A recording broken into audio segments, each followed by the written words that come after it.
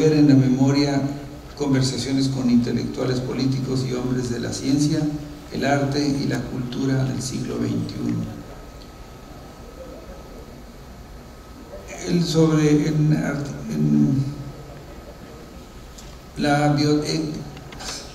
La bioética pregunta y la economía política responde. En Perspectivas de Bioética, un artículo que le escribió en el Fondo de Cultura Económica.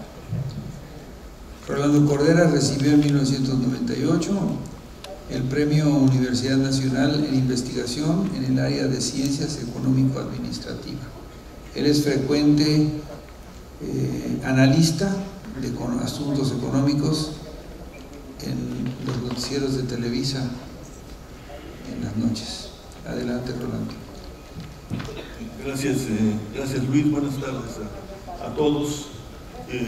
Quiero, como lo han hecho quienes me han antecedido, agradecerle al Colegio Nacional de Economistas, a su presidente Jesús Alberto Cano Vélez, su invitación, y unirme a la felicitación que varios han expresado por esta importante iniciativa que nos puede llevar a la elaboración y presentación ante la sociedad, pues, de un planteamiento tan ambicioso pero tan necesario como es el que hemos dado a llamar los miembros del colegio un nuevo proyecto nacional de desarrollo.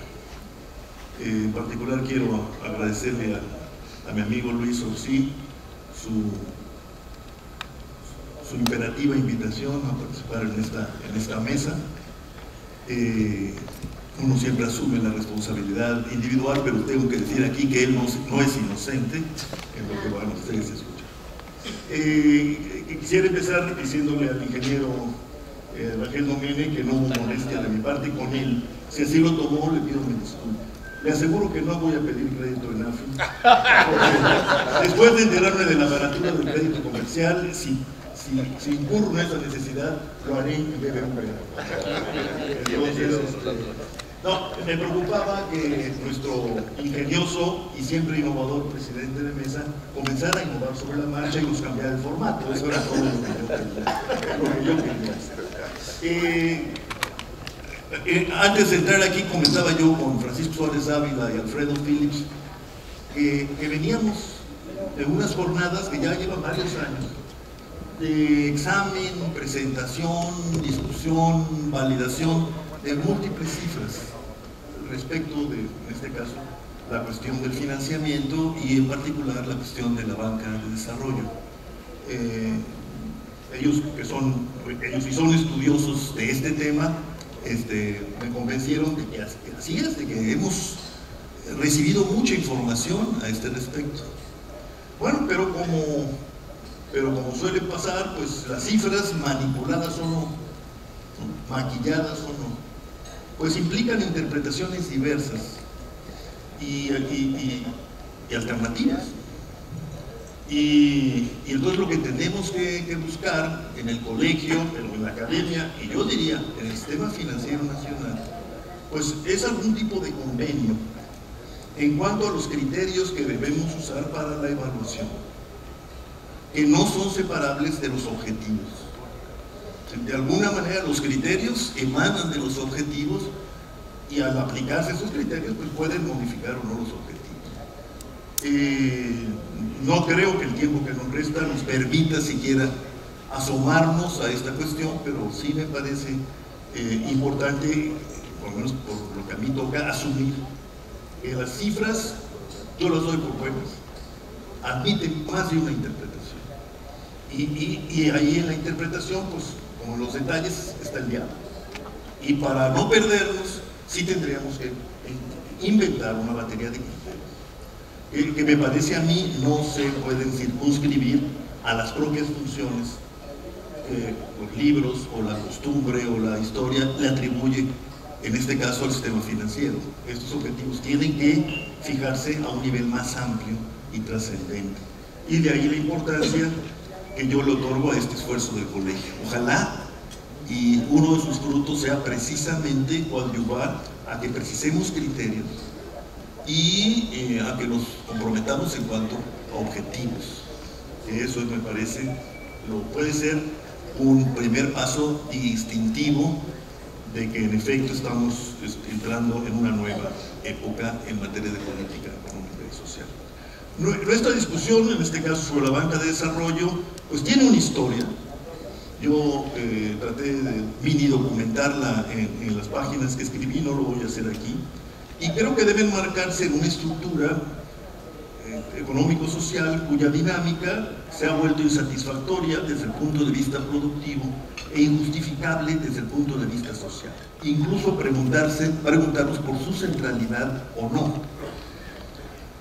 Y por eso yo voy a centrar mi intervención más bien en poner de relieve lo que llamaría yo son algunos principios a partir de los cuales deberíamos discutir en concreto, en específico, algunas de las muy interesantes propuestas vertidas al respecto, en particular por Héctor Rangel, pero también con su memoria característica por Rodrigo Sánchez Mújica. La banca de desarrollo en México y otras latitudes fue vista como una resultante institucional de las innumerables fallas de mercado que al combinarse hacían imposible el desarrollo y eterno el subdesarrollo. Para romper este bloqueo que impedía una acumulación de capital capaz de romper a su vez con el crecimiento resultante los mil y un círculos viciosos de la pobreza y el atraso, sobre lo que nos ilustró la gran economía política del desarrollo, hubo de aceptarse o invocarse, según la posición política e ideológica de cada quien, la participación activa del Estado en tareas de coordinación, promoción y sustitución de las inversiones que se consideraban indispensables para arribar a un hipotético punto de despegue. A partir de aquí, decía por ejemplo Rostov, podría aspirarse a un crecimiento autosostenido que por vías diversas de mercado, políticos sociales o institucionales, podría a su vez auspiciar una redistribución significativa de los frutos de dicho crecimiento, la cual, al volverse robusta, permitiría hablar no solo de crecimiento, sino de desarrollo, por sus implicaciones en las mudanzas de las antiguas estructuras sociales y en el dinamismo de las actividades productivas novedosas que daban cuenta de un auténtico cambio de estructura en la producción y en la distribución. Un actor importante y en más de un momento significativo fue la acción sistemática del Estado en el proceso de financiamiento de la acumulación de capital, creando empresarios e inversionistas privados, subsanando temporalmente y aún por largos lapsos la carencia de estos actores, sufragando todo tipo de gastos e inversiones de arranque o de plano pioneras para asegurar una reproducción ampliada y a largo plazo de las nuevas fuerzas productivas, lo que, como sabemos, suele demandar ir más allá de las señales del mercado, tal y como los empresarios privados suelen leerlas, constituyendo instancias de coordinación, convocatoria y producción de actores fundamentales para la ampliación y profundización del tejido productivo y social, etc. En casi todos los planos mencionados, la banca estatal, orientada a la promoción del desarrollo, tuvo un lugar destacado dentro de la batería de emprendimientos estatales y constituyó una fuente innegable de aprendizaje para la gestión de empresas, la formulación y evaluación de proyectos y la planeación sectorial, desde luego sectorial, pero también nacional y a largo plazo. Con las imperfecciones registradas y conocidas, a las que aludió por ejemplo Sánchez Mújica, y aún con las que todavía hoy se puedan inventar, desde la inagotable imaginería neoliberal que se apoderó de la imaginación desarrollista mexicana hasta sofocarla, es claro que nuestra banca de desarrollo acometió estas y otras tareas cruciales para sostener el gran impulso de la industrialización dirigida por el Estado, la portentosa creación de infraestructura e instituciones y la conformación de nuevas categorías de emprendedores y administradores estatales y privados en los que se basó el despliegue de la economía mixta mexicana. Fue en esta economía mixta en la que descansó la modernización mexicana y fue el socavamiento progresivo del Estado y el intento por desaparecerlo del todo, lo que ha estado debajo de la nueva pauta de crecimiento impuesta desde fines del siglo pasado.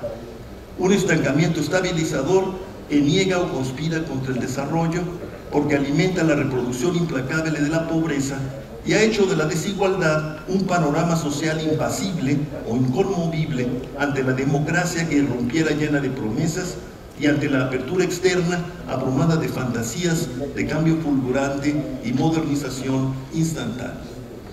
Es en esta encrucijada histórica que debemos y podemos preguntarnos por el quehacer de la banca de desarrollo en la gran empresa de recuperar el impulso desarrollista abandonado por el fideísmo mercantil y darle al desarrollo que pueda resultar perfiles justicieros que refuercen el edificio democrático. Si no inscribimos nuestro tema en escenarios ambiciosos, como los que aquí yo apenas he esbozado, no contaremos con los contextos de exigencia necesarios para cuestionar la sabiduría convencional en la asignatura central del financiamiento, y correremos el peligro de caer en un gradualismo resignado, el de las reformas que tanto necesitamos, como reza el mantra oficial, en vez de decidirnos a arriesgar en la reforma de las reformas para entrar de lleno en un nuevo y diferente curso de desarrollo. Construir un sistema institucional financiero público con vínculos expresos con la producción y la recreación del mercado interno es la tarea a acometer en materia de financiamiento hoy. Nada de esto quiere decir renunciar a las avenidas propiciadas por la radical apertura al exterior que se coronara en el TLC-CAM. Más bien, de lo que se trata es de identificar los avances y poner de relieve los faltantes estratégicos en los eslabones productivos, con el fin de aumentar de modo consistente la interiorización de las ganancias externas mediante una profundización y ampliación del tejido productivo. Sin esta profundización y ampliación, no es posible encarar la tragedia laboral que México confronta desde hace años y que en los años recientes nos ha puesto al borde del desastre social. Si tuviera que resumir en una fórmula mi propuesta, sería esta. A casi 3 décadas de perseguir la globalización de México, de lo que se trata hoy es de nacionalizar la globalización. No sobra insistir, sin un mercado interno robusto, no hay éxito exportador que dure. Sin política industrial, no hay expansión sostenida de tal mercado interno. Sin un cambio conceptual, político y ético en la sociedad y el Estado, no es factible la recuperación de nuestra capacidad para hacer política económica y poner en acto estrategias nacionales de desarrollo, ni asegurar el mantenimiento de la política industrial. Y sin esta última, debería estar claro ya a estas alturas, no será viable la profundización de la ruta exportadora, cuyas fragilidades y precariedades hemos registrado en estos años de crisis global.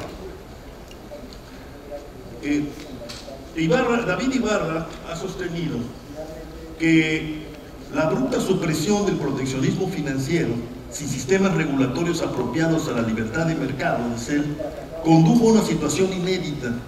De la represión financiera se pasó a una especie de libertinaje financiero. No solo se canceló la mayoría de los controles gubernamentales en la asignación y expansión del crédito comercial, también se otorgó plena autonomía a los banqueros en la fijación de las tasas de interés, al tiempo que se multiplicaron las franquicias concedidas al establecimiento de nuevas instituciones bancarias y se transformó a la banca de desarrollo en institución de segundo piso. La tradición financiera mexicana registra, sin duda, ya se ha dicho aquí, avances, pero graves problemas insolutos.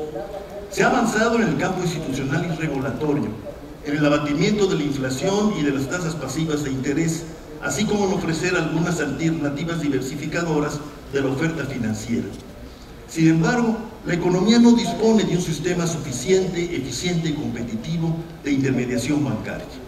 En rigor, como afirma el maestro Ibarra, el sistema vigente no llena su función más importante en el desarrollo, la de contribuir a la asignación apropiada de los recursos entre las distintas industrias y los proyectos de inversión. La extranjerización de la banca, como ha dicho Jesús Silva Gersos hace un poco, tampoco ha aportado soluciones, mientras resta autonomía económica y tiende a acentuar el dualismo ya mencionado. Desde esta perspectiva, podemos afirmar que no caben ya las posturas extremas, en realidad ideológicas, esgrimidas contra la banca de desarrollo. Hoy no debería tener eco el temor al subsidio o el desplazamiento de la banca privada por la competencia desleal de la banca estatal. tampoco lo referente a la proclividad de esta última a financiar proyectos generadores de empleo sin atender a criterios de viabilidad o prudencia financiera. Lo que se requiere más bien son mecanismos y criterios de evaluación precisos, inscritos en un horizonte de planeación desde el cual pueda desplegarse un seguimiento eficaz de las decisiones y la puesta en práctica de la programación financiera de la banca de desarrollo.